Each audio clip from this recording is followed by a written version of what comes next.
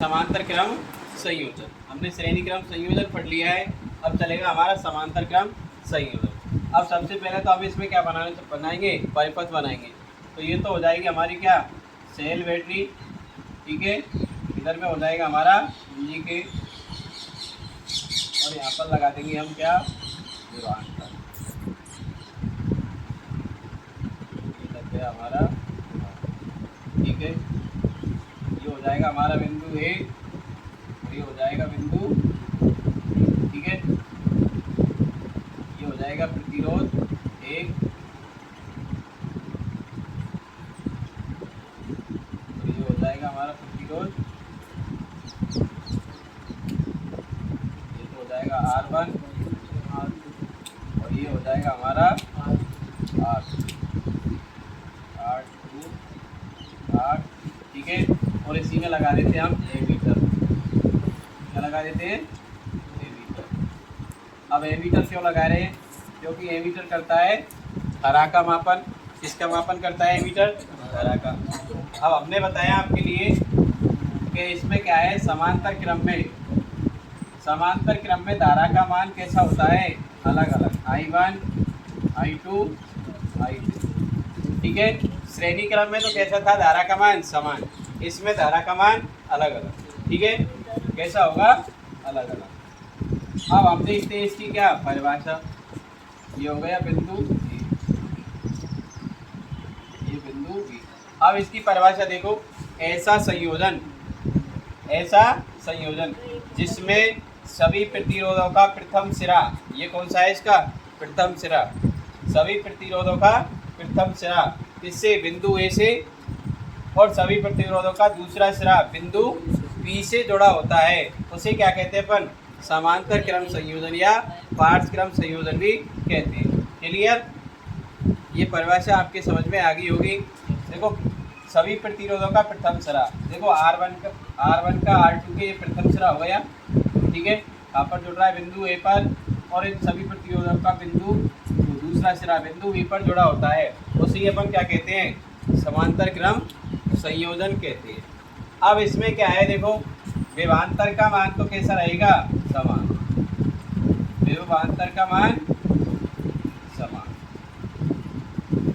लेकिन धारा का मान अलग अलग होगा। धारा का मान कैसा होगा? अलग अलग। क्लियर? अब देखो हम इसके सूत्र की व्युत्पत्ति कैसे करते हैं। पार्श्व क्रम या समांतर क्रम संयोजन की सूत्र की व्युत्पत्ति को ध्यान से देखना। अब देखो इसमें क्या है, प्रतिरोध कितने हमारे? R1, R2, R3। देखो यदि किसी चालक तार का प्रतिरोध R1, R2, R3 है, तो विभवांतर का मान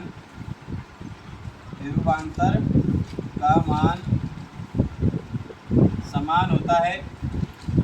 विभवांतर का मान समान होता है,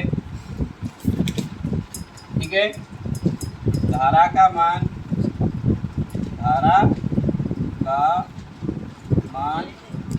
ओम के नियम अनुसार, धारा का मान ओम के नियम अनुसार। अब ओम का नियम क्या होता है? तो देखो ओम का नियम हमने बताया, V बराबर IR।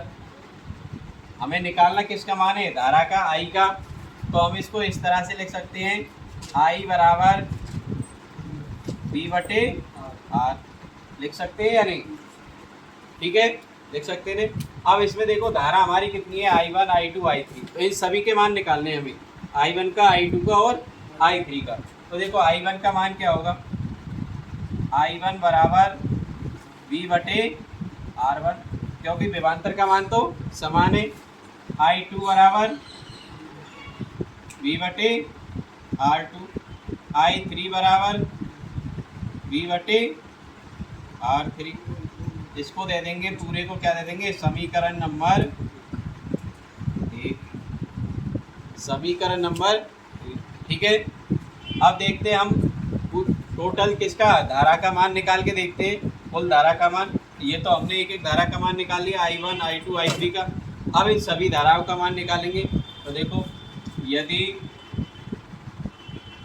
यदि किसी चालक तार में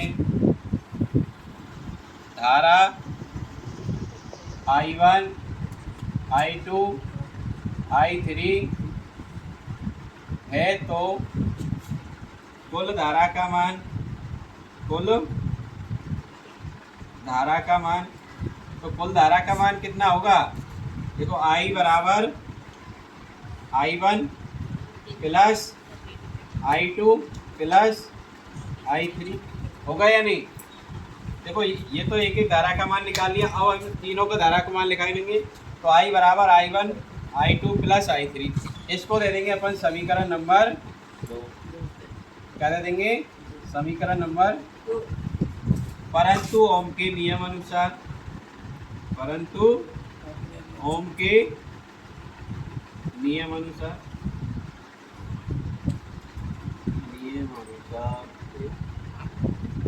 अब ओम का नियम क्या था? वही V बराबर IR।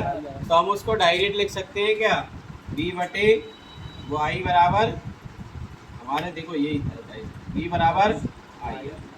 लेकिन इसको समीकरण बनाना है हमें। तो देखो, I बराबर V बटे R, इसको दे देंगे हम क्या?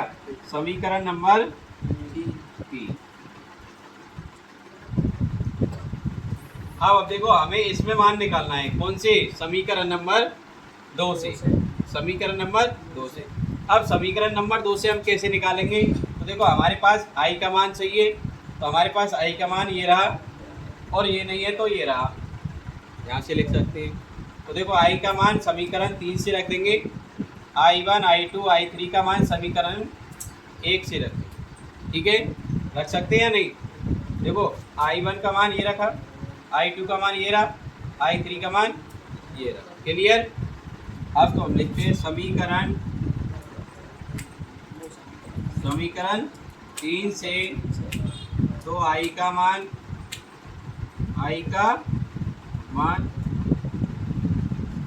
तथा समीकरण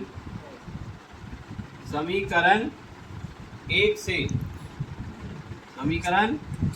से I1 I2 I3 का मान समीकरण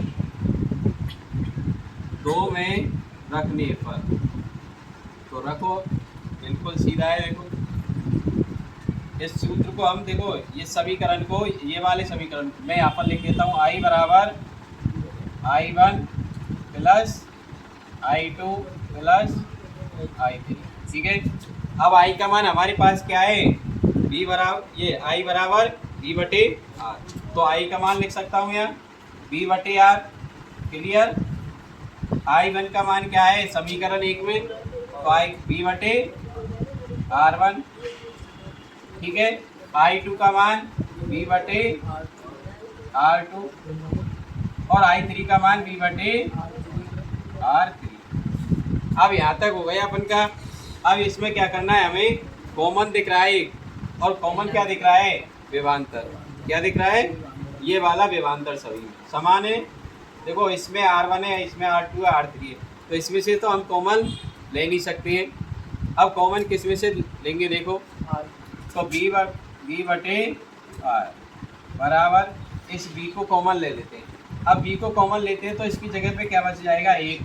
तो 1 बटे R1 प्लस 1 बटे R2 प्लस 1 बटे R2। क्लियर? अब हमने बताया कि जो संख्या बराबर में होती है, बराबर के इधर और इधर, तो कट जाती है। तो देखो, ये B से B कट गया, तो यहाँ पर कितना बचेगा? B कितनी बार कट रहा है? एक बार।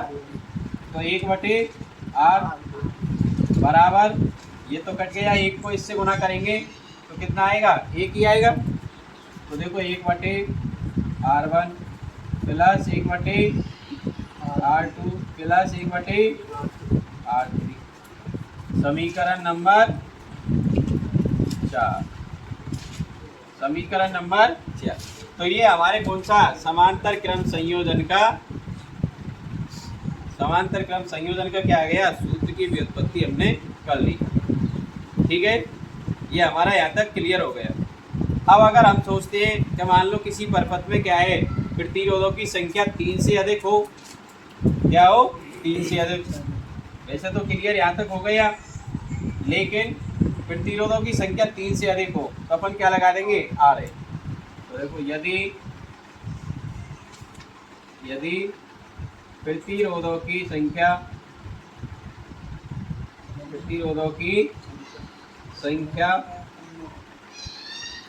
3 से अधिक हो तो देखो अधिक हो तो 1/R बराबर 1/R1 plus 1/R2 plus 1/R3 dot dot dot 1/R। समीकरण नंबर 5। ये हमारे क्या हो गया, क्लियर। अब एक बार और समझ लो पूरे को। तो देखो हमने परिभाषा इसकी दे दी, क्लियर। इन सभी प्रतिरोधों का प्रथम सिरा बिंदु ए से और दूसरा सिरा बिंदु बी से जुड़ा होता है, उसे क्या कहते हैं अपन, समांतर क्रम संयोजन कहते हैं। समांतर क्रम संयोजन में विभवांतर का मान समान होता है, धारा का मान अलग अलग। ठीक है, तो देखो यदि किसी चालक तार का प्रतिरोध R1 R2 R3, देखो R1 R2 R3 है तो विभवांतर का मान समान होता है। ये हमने बता दिया, विभवांतर का मान समान होता है। धारा का मान ओम के नियम अनुसार निकालते हैं, क्योंकि अलग अलग है तो हम निकालते V बराबर IR, ये ओम का नियम है। तो इसमें से I का मान निकालना है तो V/R। अब हमें क्या है, धारा का मान अलग अलग निकालना है, क्योंकि इसमें धारा अलग अलग है। तो I1 बराबर V/R1, I2 बराबर V/R3, I3 बराबर V/R3। ये हो गया समीकरण नंबर 1। यदि किसी चालक तार में धारा का मान क्या है, I1 I2 I3 है, तो कुल धारा का मान क्या होगा, योग हो जाएगा, जोड़ देंगे इनको, I बराबर I1 plus I2 plus I3। समीकरण नंबर 2। ठीक है, परंतु ओम के नियम अनुसार। तो V बराबर IR, तो फिर I का मान निकालना है हमें, तो I बराबर V/R। यहाँ तक तो हमने क्या है करना है, फिर हमें क्या है खाली सवाल में ही जमा करके और हल करना है। इस समीकरण को लिखना है। और देखो समीकरण 3 से तो किसका I का मान रख देंगे V/R, ठीक है, और इनके I1 I2 के मान रख देंगे, तो ये आ जाएगा अपन को। कॉमन ले लिया, B से B कट गया, तो क्या बचा 1/R 1/R1 plus 1/R2 plus 1/R2। ये हमारा क्या हो गया, पार्श्व क्रम या समांतर क्रम संयोजन की सूत्र की व्युत्पत्ति हो गई। क्योंकि ये एग्जाम में बहुत पूछा जाता है, ज़्यादा नहीं तो हर साल इनमें से या तो श्रेणी क्रम संयोजन आ जाता है या समांतर क्रम संयोजन आ जाता है। नहीं आता है तो इन पर आधारित क्या है, सवाल भी आ जाते हैं। इन पर आधारित क्या आ जाएंगे, सवाल आ जाते हैं। ठीक है।